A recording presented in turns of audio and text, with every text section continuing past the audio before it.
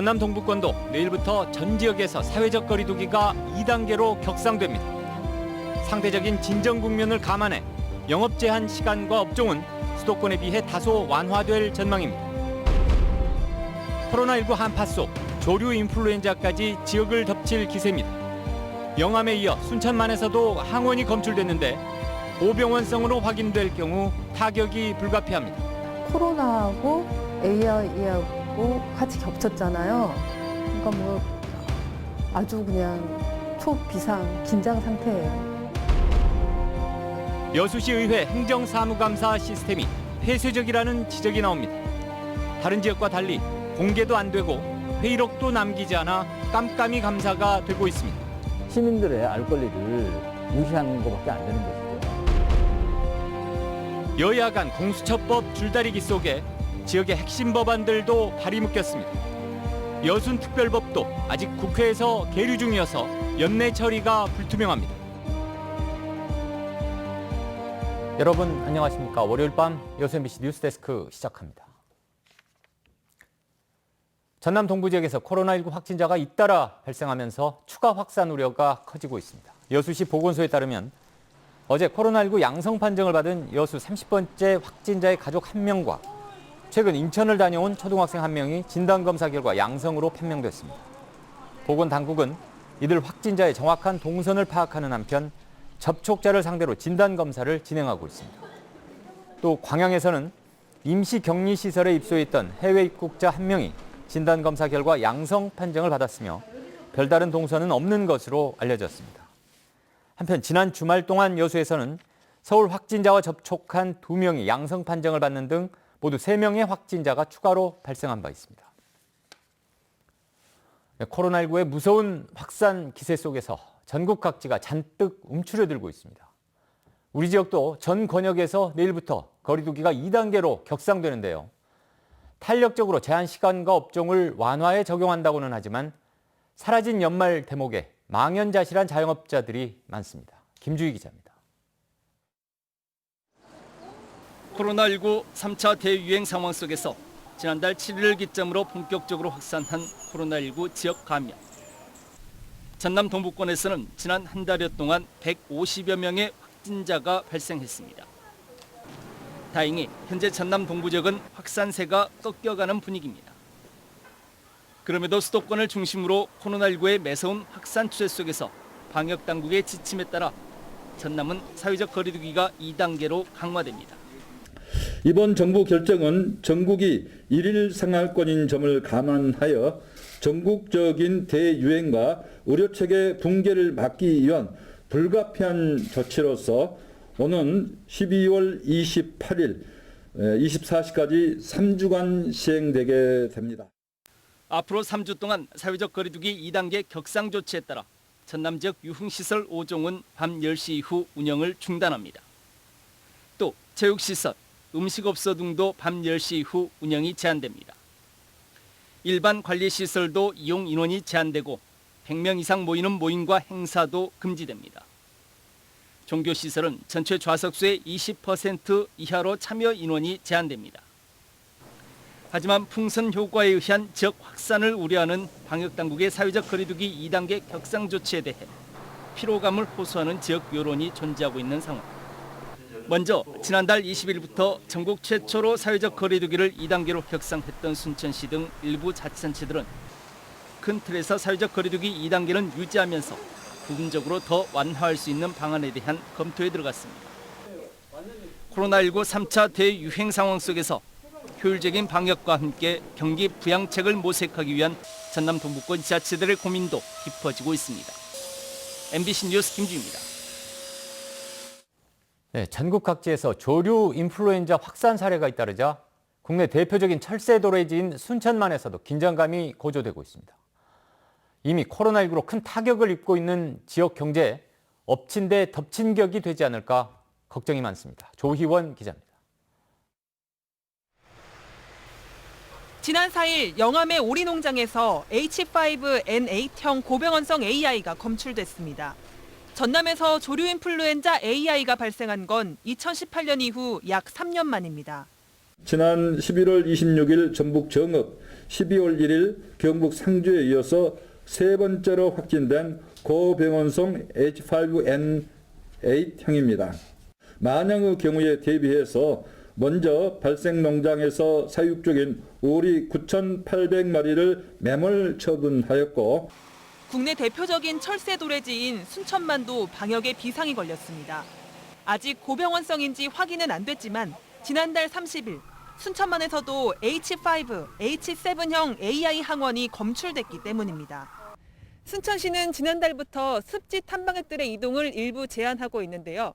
최근 야생조류의 분변에서 항원이 검출되자 생태 체험시설도 폐관했습니다.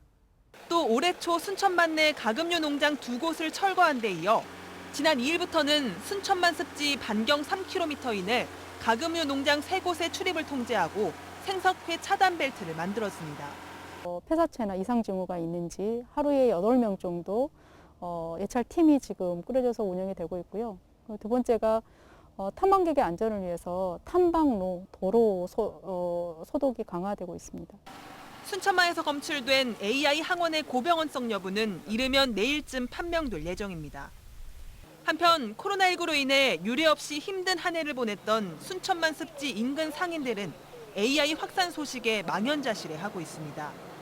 9월부터 12월까지가 성수기인데 인적을 찾기가 어렵기 때문입니다. 지금은 코로나하고 AI하고 같이 겹쳤잖아요. 그러니까 뭐 아주 그냥 초비상 긴장 상태예요. 점심 때 이제 단골 손님 뭐 2-3팀 정도 없어요. 야속하게도 전국 각지에서 AI 확진 판정 사례가 잇따르는 상황. 인근 상인들은 AI의 확산으로 한 달 넘게 순천만이 폐쇄됐던 지난 2016년의 악몽이 반복되지만은 않길 바라고 있습니다. MBC 뉴스 조희원입니다.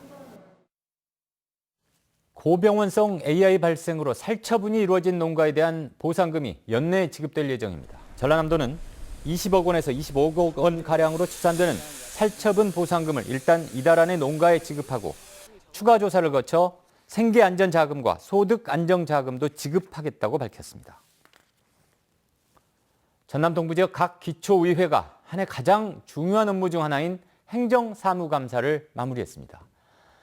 회의 방식을 통해 감사 내용을 투명하게 공개하고 시민단체 참여도 적극적으로 보장하고 있는 자치단체들이 대부분인데요.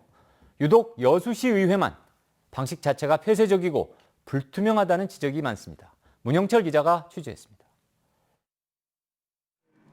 시민단체 관계자들이 영상 속 시의원과 공무원들의 발언을 꼼꼼하게 기록합니다.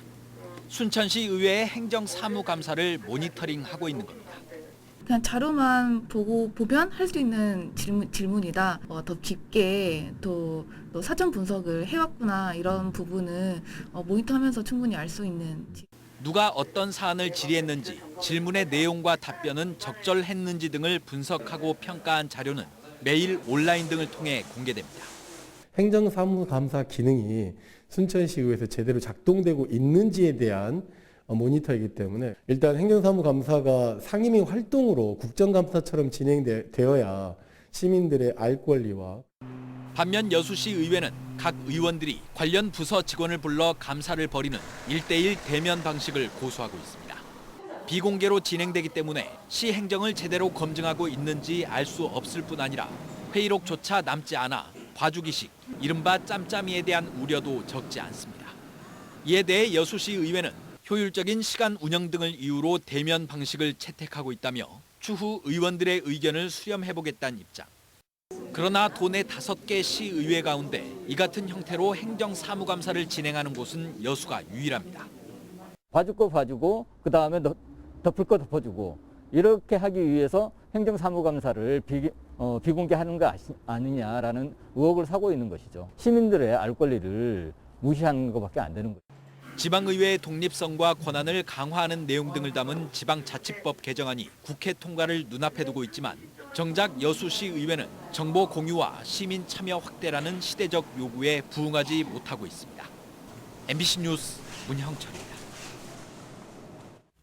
전남과 광주의 핵심 법안들이 연내 처리될 수 있을지 바로 지금 골든타임을 맞고 있습니다.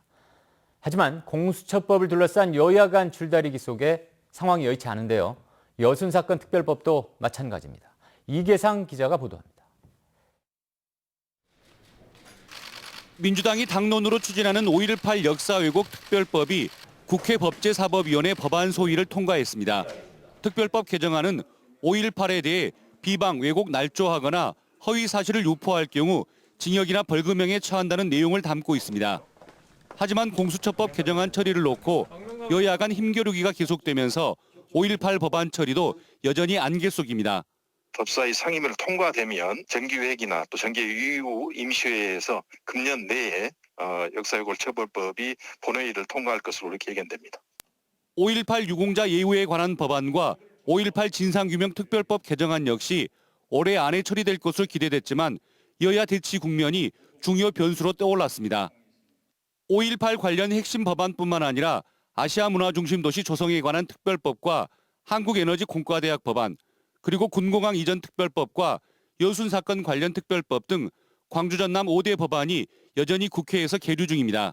민주당은 오는 9일로 예정된 정기국회 본회의 때 일괄 처리하겠다는 계획을 세웠지만 국회 상황 자체가 녹록치 않게 흘러가고 있습니다.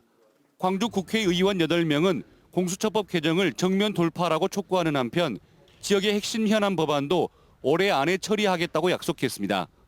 5.18 진상규명을 위한 특별법 및 왜곡처벌법, 아시아문화 중심도시 조성을 위한 특별법 등 광주의 현안 법안들이 연내에 통과될 수 있도록 마지막까지 최선을 다하겠습니다. 21대 국회에서 압도적인 다수를 차지하고 있는 민주당이 광주 전남 핵심 법안을 과감하게 처리할 수 있을지 지켜볼 일입니다. MBC 뉴스 이계상입니다. 해외에서 요트를 사서 입국하다 여수 앞바다에서 충돌 사고를 낸 40대 남자가 당시 권총을 밀반입해서 살인을 기도한 사실이 뒤늦게 드러났습니다. 여수 해양경찰서는 지난 9월 화물선과의 충돌 사고 이후 여수에서 빠져나간 A씨가 사고 당시 권총을 밀반입했고 이후 세종시에서 한 여성을 이 총기로 살해하려 한 혐의로 기소된 사실을 최근 확인했다고 밝혔습니다. 해경은 A씨를 구조하는 데 집중하다 보니 신상조사를 제대로 하지 않았다는 점은 인정하면서도 A씨는 지명수배 조사 대상도 아니었고 검문 검색 대상도 아니었다고 해명했습니다.